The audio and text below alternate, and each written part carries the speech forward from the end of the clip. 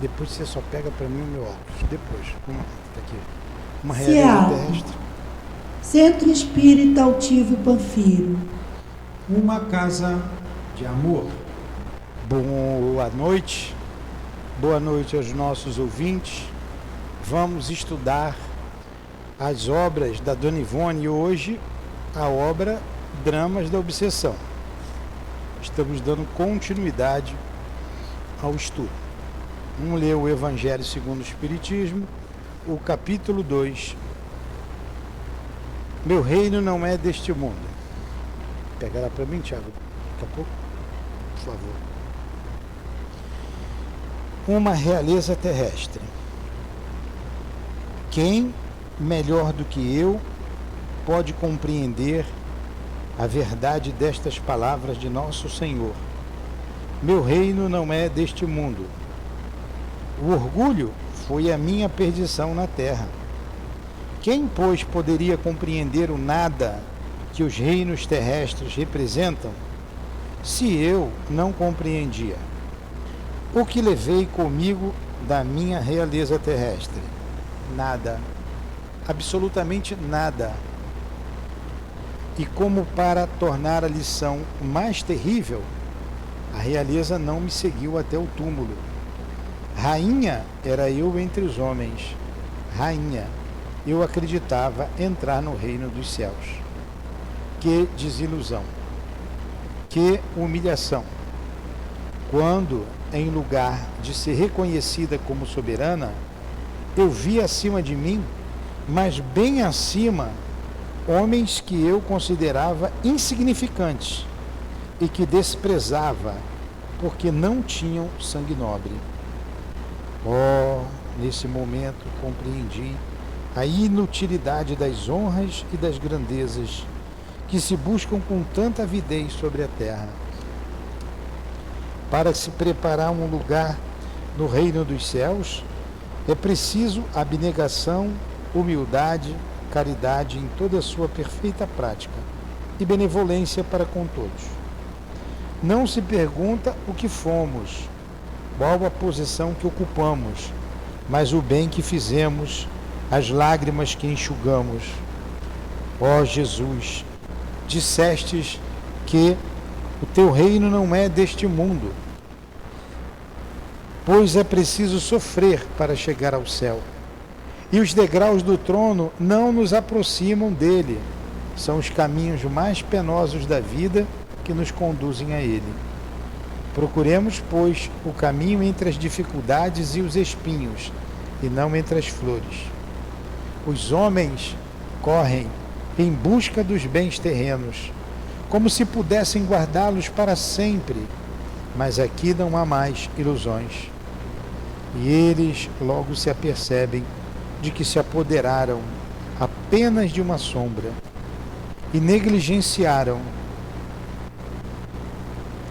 os únicos bens sólidos e duráveis, os únicos que lhes seriam proveitosos na morada celeste, os únicos que poderiam dar entrada a essa morada. Tenham piedade daqueles que não ganharam o reino dos céus e ajudem-nos com suas preces, porque a prece aproxima o homem do Altíssimo, é o traço de união entre o céu e a terra. Não esqueçam. Uma rainha de França. Que Jesus nos abençoe a noite de estudos. Que com a doutrina espírita e o teu Evangelho, Senhor, iluminado por esta bendita doutrina, que é sua também, possamos dar o justo valor aos bens terrenos, para que não soframos a desilusão após o desencarne. Que saibamos dar o justo valor à alma, às virtudes que devemos desenvolver em nós, para que não retornemos novamente a este vale de lágrimas para completar ou fazer o que deixamos de fazer.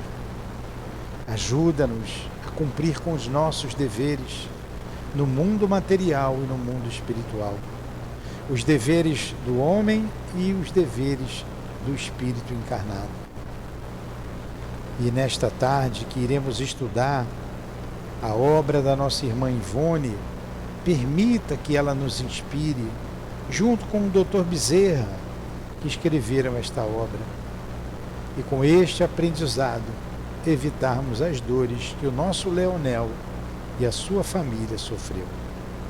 Então, em nome desses espíritos amigos, da Dona Ivone, do Dr. Bezerra, em nome de Leon Denis, de Allan Kardec, do nosso querido irmão altivo, da coluna de espíritos que sustenta o nosso SEAP, em nome do amor, em nome do nosso amor, Lourdinha, do teu amor, Jesus, e do amor de Deus acima de tudo, é que damos por iniciados os estudos da tarde de hoje. Que assim seja. Graças a Deus.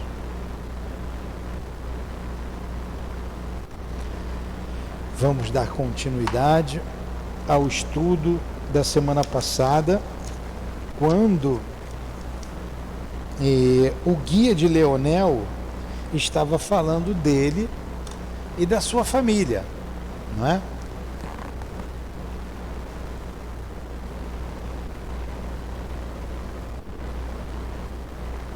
Na realidade, contando a história que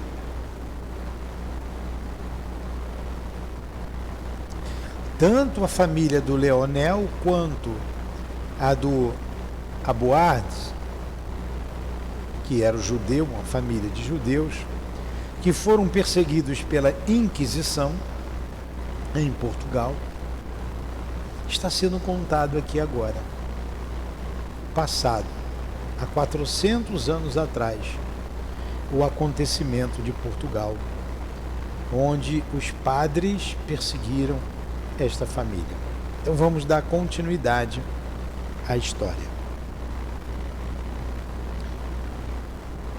A despeito de tudo, porém, jamais se sentiam edificados e confiantes, senão amargurados e temerosos, pois sabiam que uma constante e sinistra ameaça pesava sobre suas cabeças, infelizes, como se advertências invisíveis notificassem às suas consciências que uma grande e irremediável fatalidade se aproximava.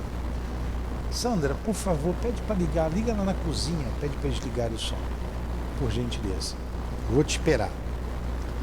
Então, o que ele está dizendo aqui? Está falando da família, dessa família judia, em que já tinham sofrido a perseguição da Inquisição. Então, o nosso querido irmão Timóteo,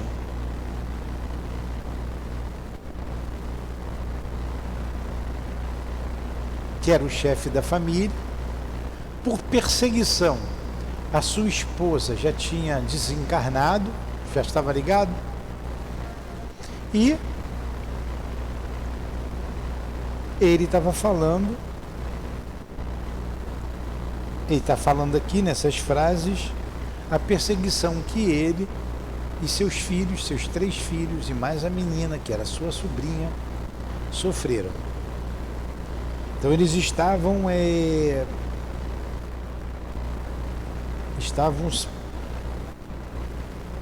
como se diz, estavam amargurados porque eles sentiam que algo de terrível ia acontecer com eles, né? Foi isso que a gente acabou de ler aqui agora. Então vamos lá. Sabiam que a confortadora intimidade que se permitiam assim, para dilatarem os oprimidos corações, no culto sincero, a crença que amavam, era prevista como infração gravíssima e rebeldia nos códigos da Inquisição, passível de condenação e torturas, quiçá da morte pelo fogo. Era praticar o judaísmo. Olha, por isso a gente vê muitos espíritos que foram judeus perseguindo o cristianismo. Por isso. Porque em nome do Cristo se torturou muito, se cometeu crimes horrendos debaixo dos porões das igrejas, tudo em nome do Cristo. Isso causou uma revolta muito grande nessas pessoas que não conseguiram perdoar. Até hoje ainda não perdoam. Vemos então perseguições espetaculares, ainda hoje, em cima de médiuns nas casas espíritas.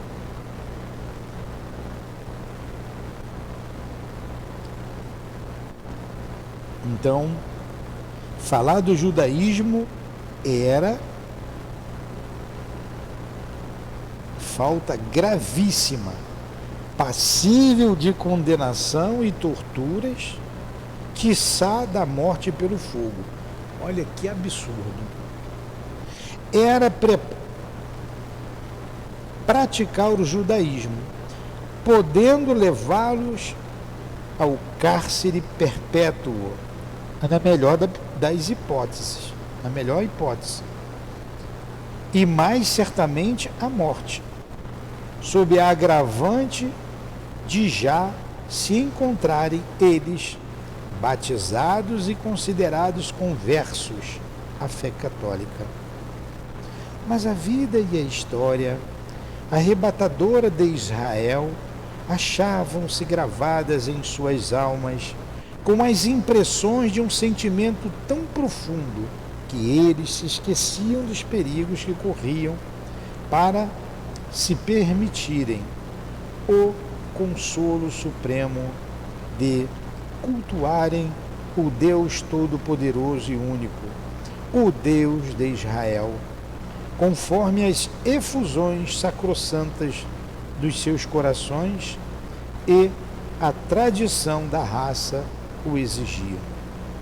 Por isso mesmo, sempre que tais serões se verificavam, Joel e Saulo procuravam aferrolhar os portões e até examinavam armários e arcas de uso. Não fosse algum escravo indiscreto, feito espião do santo ofício, se atrever a espreitá-los. Mas pelas datas veneradas dos hebreus, a Páscoa, o dia da expiação, o Ano Novo, a festa dos tabernáculos e etc., sempre descobriam meios de realizar comemorações condignas, fosse em sua própria casa ou alhures, pelos domicílios de velhos companheiros, onde existiam sinagogas regulares, embora clandestinas. Em ocasiões tais, o rabino Aboade, culto e eloquente, teria ocasião de exercer o seu mandato de sacerdote hebreu. Discorria então brilhantemente, como o faria da cátedra de uma sinagoga livre, concedendo ainda a palavra àqueles que igualmente desejassem interpretar os conceitos das Escrituras, tal como de uso nos templos de Israel. Conhecia Frei Hildebrando de Azambuja esse acervo de infrações cometidas pelos seus amigos neocristãos. É uma pergunta que ele faz, né? Conhecia Frei Hildebrando de Azambuja esse acervo de infrações cometidas pelos seus amigos neocristãos contra as leis da igreja a que servia? Sim, certamente, mas em parte, visto que sua vigilância em torno dos Fontes Oliveira como de muitos outros convertidos, era rigorosa, tenaz, sistemática, dissimulada, cruel. Sim, conhecia, mas não havendo ainda nenhuma denúncia contra os mesmos, e ao demais, esperando arrecadar altos proventos pessoais das relações de amizade com aqueles de quem se propalava amigo, não cuidava de persegui-los e nem mesmo os advertia na inconveniência de estarem ajudaizando, quase que ostensivamente, sem o temor e o decoro que se faziam mister na sua situação. Os proventos, ele efetivamente os ia arrecadando em somas avultadas para obtenção de indulgências a benefício de toda a família. Celebração de missas para a salvação de suas almas e etc. Sua ambição pelo ouro e as riquezas em geral não conhecia limites. Compreendiam Timóteo e os filhos que Frei Hildebrando valia-se da qualidade de religioso para lhes extorquir os bens, e que a fortuna que lentamente arrecadava era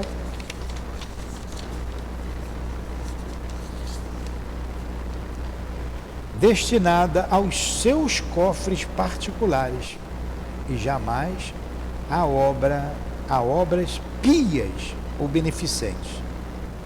Enchiam-se, pois, de amargor os aflitos hebreus, cujo agarramento aos bens materiais seria tão absorvente como o do mesmo frade. Achavam-se, pois, nessa tensão suspeitosa de ameaças mais graves às relações entre a família hebraica e os inquisidores, que se diziam seus amigos, quando em outra noite de domingo, durante a ceia em casa de Timóteo, exclamou este para Hildebrando, encontrando-se presentes Fausto e Cosme, bem assim toda a família Boade. Meus caros amigos, disse enquanto os brindava com um copo de vinho à destra, um favor desejo solicitar a vós, neste momento, com cuja concessão provareis ainda uma vez a fiel solidariedade e boa afeição que a mim e aos meus vindes generosamente testemunhando. Então, é nesse clima de desconfiança, esses padres perversos infiltrados para extorquir aquela família e amealhando riquezas não para as obras sociais, mas para os seus próprios cofres, apegado ao dinheiro, apegado aos bens materiais que eram tanto os padres, principalmente Frei Hildebrando, como também a família de judeus, eram seguras com os bens materiais. E tudo interesse, até que essas visitas que eram constantes para vigiar aquela família, que coisa triste, né? Eles, o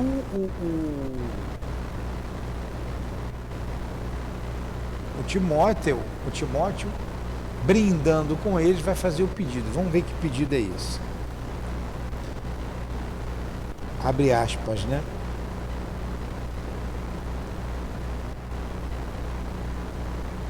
Entreolharam-se os religiosos, pousando sobre a mesa o copo já vazio, e fitaram o anfitrião interrogativos.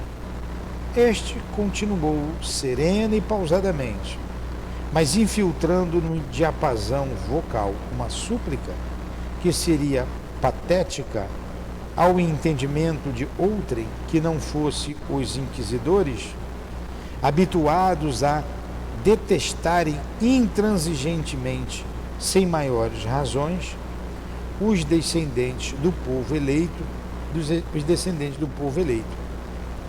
Meus filhos, Henrique e José, desejam ardentemente aperfeiçoar estudos de pintura e arquitetura em Roma, pois se dedicam a essas artes com sincero entusiasmo.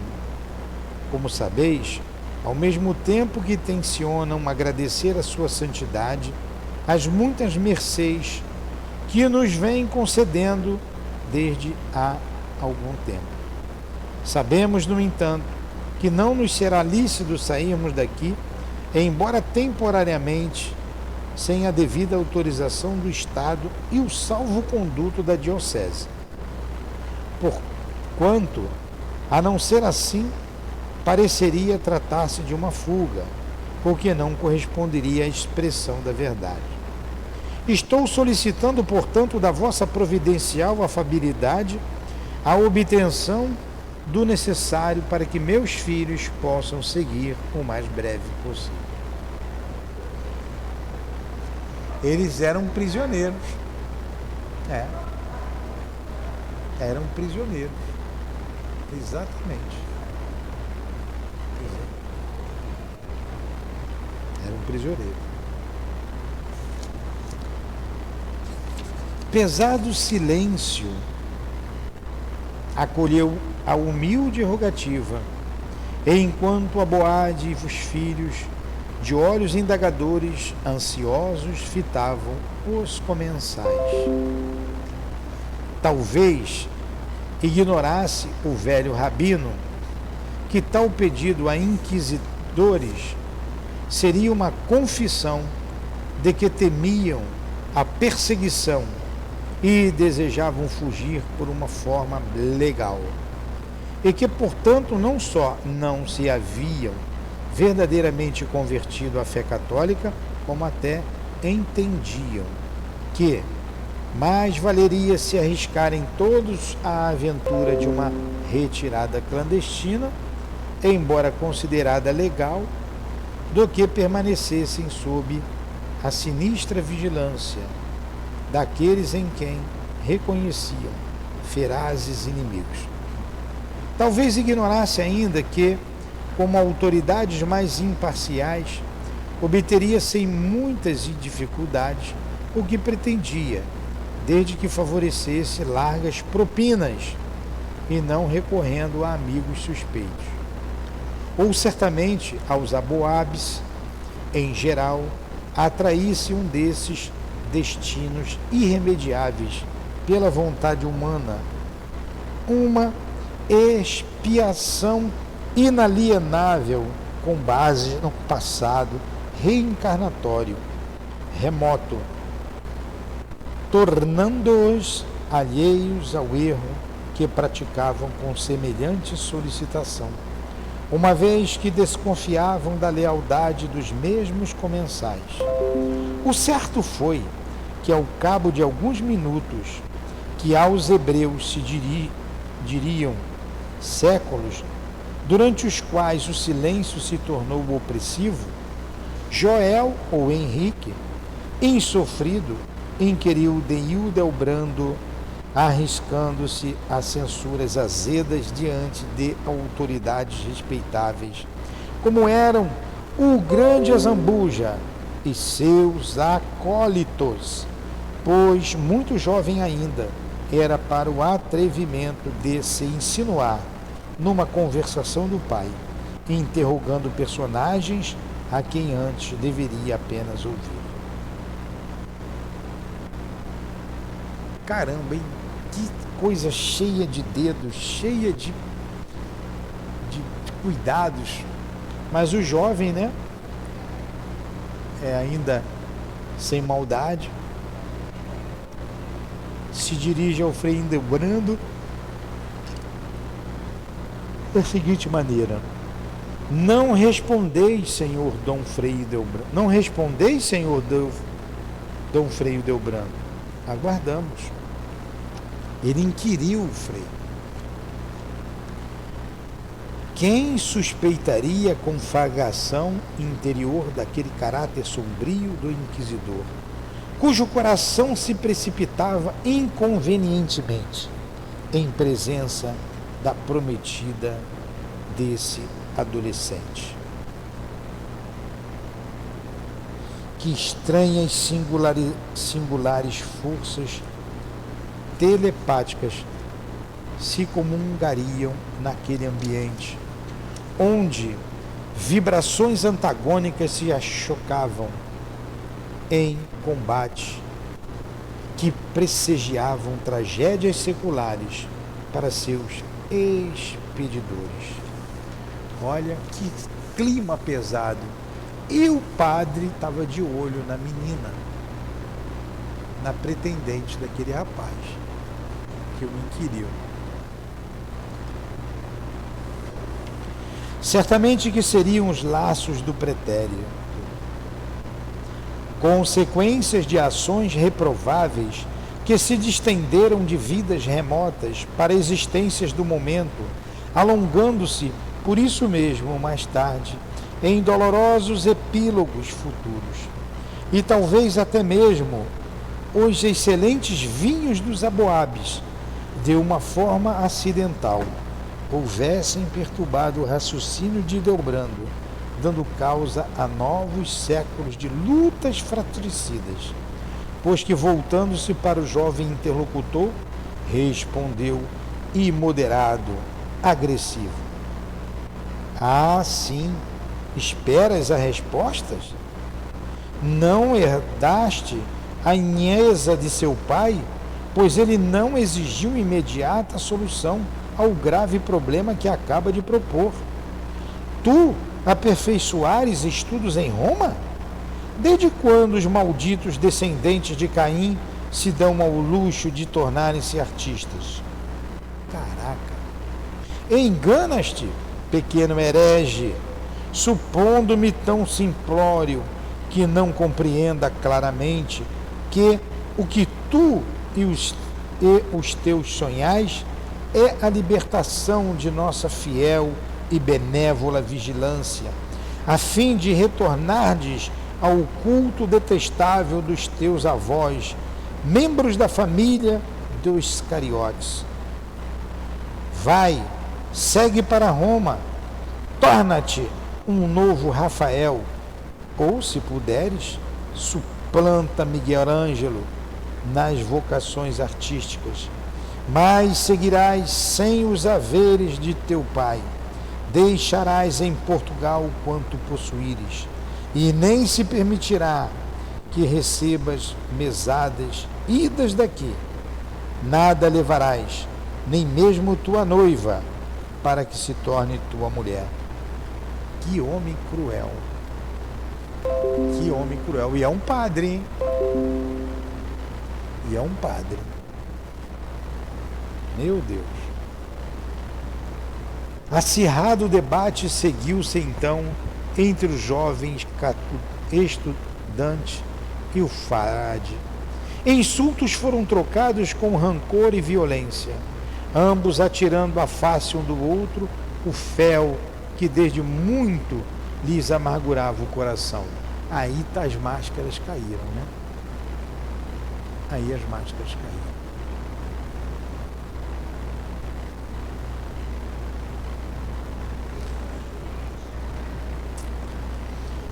O nome de Esther, pronunciado várias vezes por Azambuja, que já não podia ou não queria ocultar o segredo que lhe tumultuava o peito, tornou-se o ponto central da precipitosa altercação, a qual ia revelando de um lado o despeito que desde muito amesquinhava o íntimo do inquisidor, do outro, o ciúme mortificante, temeroso das represálias do futuro. E ambos, os antagonistas, esquecidos dos princípios da boa educação que deveriam continuar cultivando, deixavam-se levar pela cólera, a ponto de se levantarem da mesa, aproximando-se um do outro para melhor se insultarem. O caldo entornou.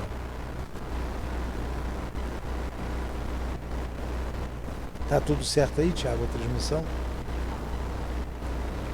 Aflito, Timóteo insistia em conter o filho, chamando-o à razão, exigindo dele que se calasse, rogando-lhe apresentasse escusas e pedisse perdão ao amigo, a quem toda a família tantos benefícios devia. Em vão, Saulo igualmente tentava interpor-se entre os dois litigantes, a fim de serená-los, afastando para longe o irmão, cuja revolta, comprimida desde muito, agora crescia sob os insultos do religioso. Joel, porém, muito jovem e impetuoso, caráter viril, subjugado por inalterável opressão desde a infância, e ao demais exasperado ante a desfaçatez e a deslealdade daqueles que se infiltravam como amigos para melhor os atacarem e destruí-los, lançava aos ares toda a repulsa porque se sentia invadir, confessando desassombradamente aos padres o asco e o horror que eles próprios de sua crença lhes inspiravam. Em dado instante, ouvindo do adversário um insulto mais chocante, Joel atira-lhe no rosto os restos do vinho de um copo pegado ao acaso sobre a mesa num supremo desafogo. Perplexos ante ofensa tão grave e audaciosa, os três religiosos nada conseguiram dizer nos primeiros momentos, emudecendo de surpresa. Mas de súbito, um punhal brilhou nas mãos de Hildebrando, retirado de sob as dobras da sotaina. 3 punhais luziram nas mãos dos 3 representantes do Santo Ofício, que se dispuseram a avançar para o agressor, a fim de lhe cobrarem bem caro a ousadia, enquanto o velho rabino procurava defender o filho, interpondo-se entre eles e os atacantes. E Saulo, na timidez dos 17 anos de idade, deixava ouvir aflitivo brado de terror. Mas eis que Esther intervém surpreendida e conciliatória, conseguindo, não sem grande esforço, aplacar a excitação geral. Os punhais então voltaram a se esconder sob as sotainas negras, depois de ferirem levemente Joel e Timóteo.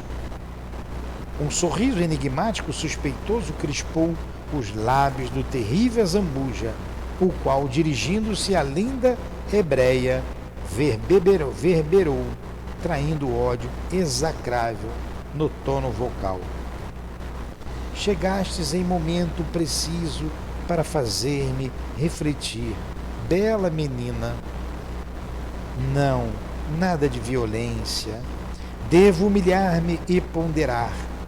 Será imprescindível que a razão se conserve absolutamente do meu lado. Saberei obter melhores oportunidades para a desforra deste imperdoável insulto. Oh, e saberei escolhê-las. Tua dedicação acaba de salvar a vida a teu noivo. Sim, linda flor, tu amas, mas juro pela minha honra de dominicano que não vos pertencerei jamais. Vejamos, encantadora heregezinha, se algum dia o teu prometido poderá contribuir o favor que lhe acabas de prestar. Completou a despeitada arenga com uma gargalhada insultuosa, voltando-se em seguida para os companheiros e prosseguindo trágico, afetando mágoa profunda. Afastemo-nos deste antro, caros irmãos, o qual em mal inspiradas ocasiões hemos frequentado. Nada mais temos a fazer na intimidade destes ingratos cujos umbrais se cerraram para nós. Sois testemunhas da afronta que me infligiram, a mim, inquisidor-mor de Portugal. E como fui desrespeitado, menosprezado, quase assassinado por estes malditos judeus. Encaminhou-se para a porta de saída, seguido de Fausto e Cosme. No auge da aflição, Timóteo tentou detê-los, apelando para a velha amizade que os unia, mas foi em vão. Sem mais uma palavra, mudos e com as feições alteradas pelo ressentimento, suspenderam os capuzes, cobrindo as cabeças, e lá se foram, aves agourentas e vorazes, corvejando novas presas para seus macabros festins, enquanto os portões da mansão rangiam os velhos ferrolhos às suas costas. Qual o condenado, às vésperas do suplício, o infeliz rabino deixou-se cair sucumbido em sua costumeira poltrona, ocultou entre as mãos o rosto alterado pela angústia e, entregando-se a mortificante pranto, exclamou para os filhos as palavras entrecortadas pela aflição: sim, estamos perdidos. A desgraça entrou irremediavelmente hoje em nossa casa. Meus pobres filhos, minha pequena Esther, que estará reservado ainda para vós? Mais uma sugestiva e doce voz, como prelúdio dos anjos ensaiando glorificações dos complacentes céus. A voz de Esther dominou a dramaticidade do momento para que um raio de esperança e refrigério suavizasse as trevas em que se sentiam mergulhados aqueles que tão caros eram ao seu coração. Ela orou com meiguice e simplicidade, como lhe era habitual, e ao som dolente da cítara, que ela tanto amava, Timóteo e os filhos ouviram a sussurrar predileto, que outrora, em milênios passados, acalmaria também as aflições do rei Davi. Ó Senhor, o Senhor é o meu pastor, e nada me faltará. A suaves campos me guiou e me conduziu a fontes de água fresca e pura. O Senhor converteu a minha alma, tornou-a humilde e agradecida. Elevou-me por estradas justas, por amor do seu nome.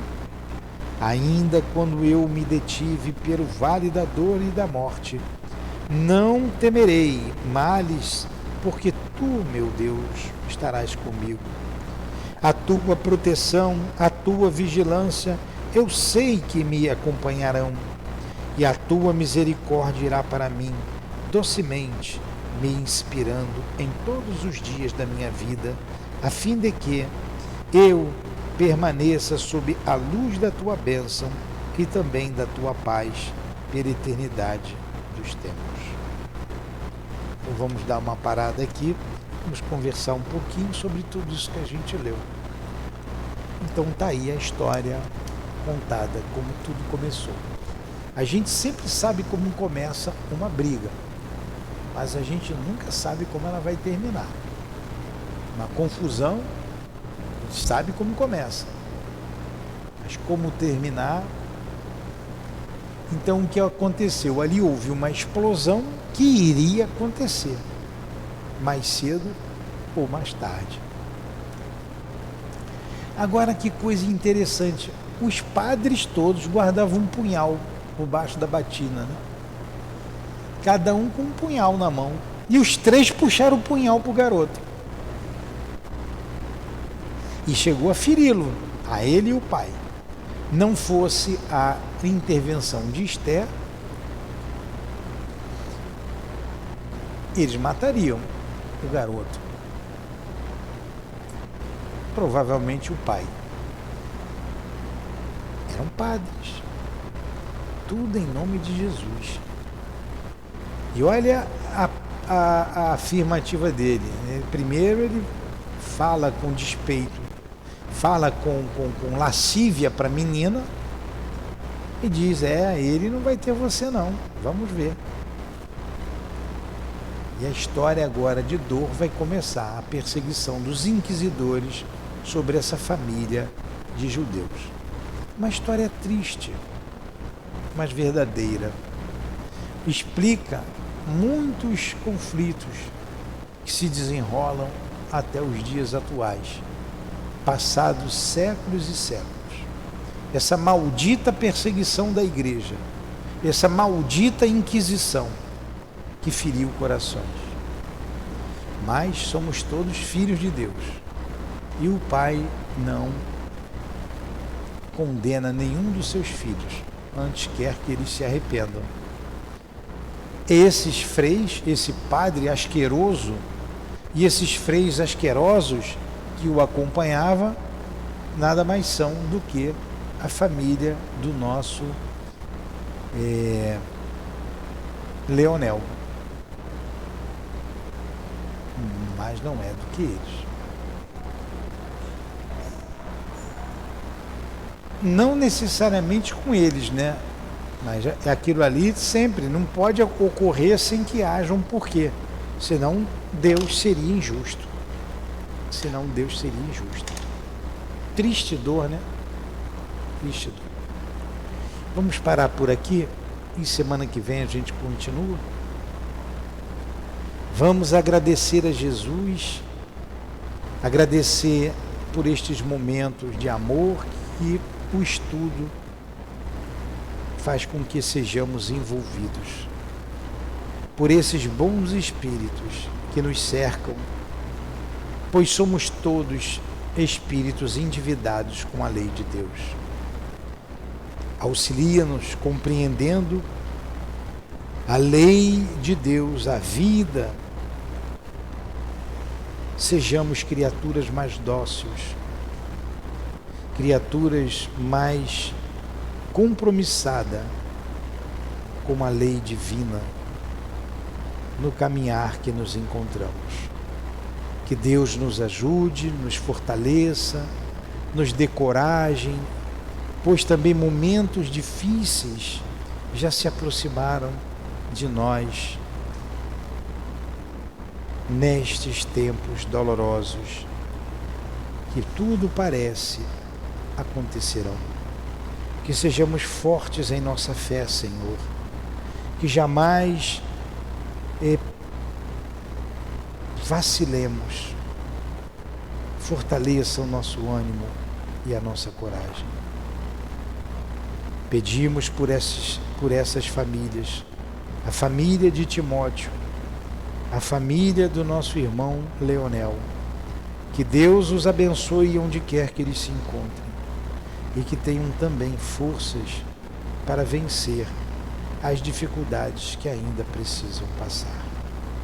Em nome de Deus e de Jesus, em nome do amor que nos cerca e nos une na nossa casa de amor, em nome do nosso amor, Lourdinha, do amor do altivo, das irmãs queridas, da coluna de espíritos que sustentam em nossa casa de amor, em nome do amor da Dona Ivone e do Dr. Bezerra, pedimos a devida permissão a Deus e a Jesus para encerrarmos os estudos da noite de hoje. Que assim seja.